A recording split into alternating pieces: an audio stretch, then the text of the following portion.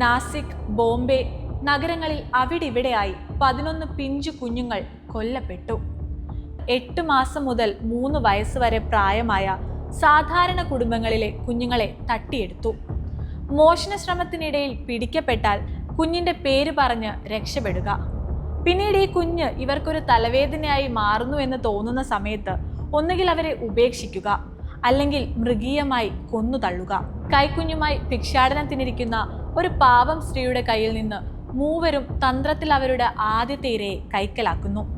കുഞ്ഞിനെ കാലുകളിൽ പിടിച്ച് തല കീഴായി തൂക്കിയിട്ടു. എന്നിട്ട് ഒരു ദയയുമില്ലാതെ ആ കുഞ്ഞു തല അടുത്തുള്ള ചുമരിൽ ആഞ്ഞിടിച്ചു. 25 തവണ തലയിടിച്ച് തലയോട്ടി തകർന്ന് ആ പിഞ്ചുകുഞ്ഞ് ഇല്ലാതാകുന്നതുവരെ ആ ക്രൂരത തുടർന്നു. പിന്നീട് ഒരു ചാക്കിൽ കെട്ടി കാർവിക്ക് പരിസരത്തുള്ള ഒരു ക്ഷേത്രത്തിൽ ഉപേക്ഷിക്കുകയായിരുന്നു. പിന്നീട് പോലീസ് റിപ്പോർട്ടുകളിൽ പറയുന്നത് 42 മുറിവുകളാണ് ആ കുഞ്ഞു ശരീരത്തിൽ ഉണ്ടായിരുന്നതെന്നാണ്.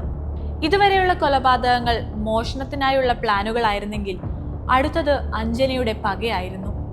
തന്നെ ഉപേക്ഷിച്ചു പോയ ഭർത്താവ് മോഹൻ ഗവത്തിനോടുള്ള പക തീർക്കാൻ അയാളുടെ 9 വയസ്സുള്ള മകൾ ക്രാന്തിയെ സീമയിലൂടെ തന്ത്രപൂർവ്വം തട്ടിയെടുത്തു.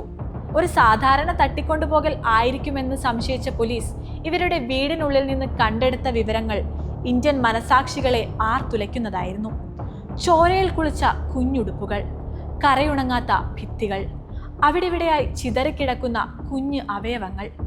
അങ്ങനെ ഇവർ കൊന്നൊടുക്കിയ കുഞ്ഞു ശരീരങ്ങളുടെ ആവർത്തിച്ച പരമ്പരകൾ പോലീസ് കൂട്ടിവായിച്ചു. കാണാതായ 40ഓളം കുട്ടികളുടെയും 11 പിഞ്ചു കുഞ്ഞുങ്ങളുടെയും കൊലപാതകങ്ങളുടെ ചുരുളഴിഞ്ഞെത്തിയത് 3 സ്ത്രീകളിലേക്കാണ്.